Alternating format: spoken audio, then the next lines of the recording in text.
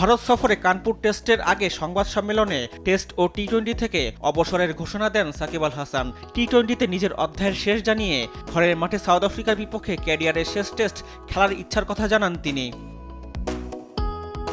তবে হত্যা মামলা থাকায় খেলার পর নিরাপত্তা নিয়ে আবার দেশ ছাড়ার নিশ্চয়তা চান সাকিব। ক্রীড়া উপদেষ্টা আসিফ মাহমুদ জানিয়েছিলেন, তাকে ক্রিকেটার হিসাবে সর্বোচ্চ নিরাপত্তা দেওয়া হলেও ফ্যাসিস্ট সরকারের এমপি হিসাবে মানুষের মনে জন্ম নেওয়া ক্ষোভের নিরাপত্তা দেওয়া সম্ভব নয়। ফলে দেশের মাটিতে বিদায়ের শঙ্কায় পড়েন সাকিব।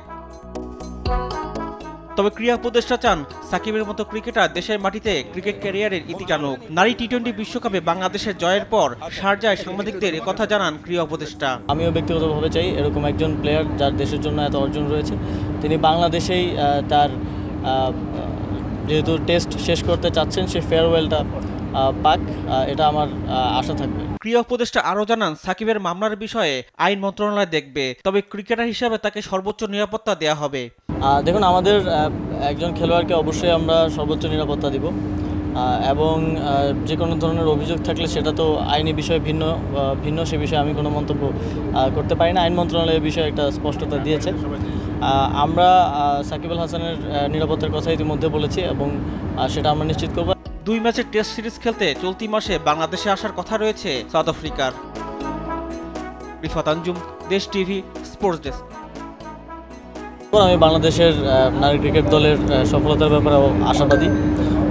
আমি মূলত এসেছি যেহেতু এই নারী বিশ্বকাপটা বাংলাদেশে হওয়ার কথা ছিল, এক্সট্রাঅর্ডিনারি সিচুয়েশনের কারণে আমরা পারিনি, কিন্তু বাংলাদেশি হোস্ট হয়ে দুবাইতে এটার ভ্যান্যুটা আছে, তো সেজন্যই যেহেতু আমরা হোস্ট, সেই জায়গা থেকে পরিদর্শন করা এবং একই সাথে আইসিসি একাডেমি মাঠ ঘুরে দেখেছি। এখানকার যেই স্পোর্টস ইনফ্রাস্ট্রাকচার সেটা বাংলাদেশে কীভাবে আমরা করতে পারি এবং বাংলাদেশের স্পোর্টস ইনফ্রাস্ট্রাকচার কীভাবে ভালো করতে পারি আরও এখান থেকে শিখে, সেই শিক্ষাটা নিয়ে সেজন্য মূলত আসা আর কি।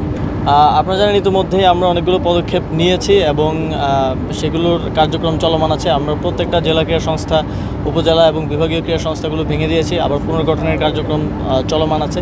আমরা মূলত বাংলাদেশের ক্রীড়াঙ্গনটা যেভাবে ঢাকা কেন্দ্রিক হয়ে গিয়েছিল, যে কারণে আমরা আসলে আমাদের লাইন আপ এবং প্রান্তিক অঞ্চল থেকে খেলোয়াড়দেরকে উঠিয়ে আনতে পারছিলাম না, সেই জায়গাটাকে অ্যাড্রেস করার জন্য আমরা আবার এটা বিকেন্দ্রীকরণ করার কথা ভাবছি এবং আপনারা জানেন জেলা টুর্নামেন্টগুলো নিয়ে স্থবিরতা আছে দীর্ঘ। আমরা আগামীতে যেন প্রতি বছরই জেলা টুর্নামেন্ট আয়োজন করতে সক্ষম হই, সেটা নিশ্চিত করব এবং একই সাথে স্পোর্টস ইনফ্রাস্ট্রাকচারও আমাদের অনেক ডেভেলপমেন্ট করার সুযোগ আছে, যেহেতু সেটা মন্ত্রণালয়ে সরাসরি আমরা দেখি।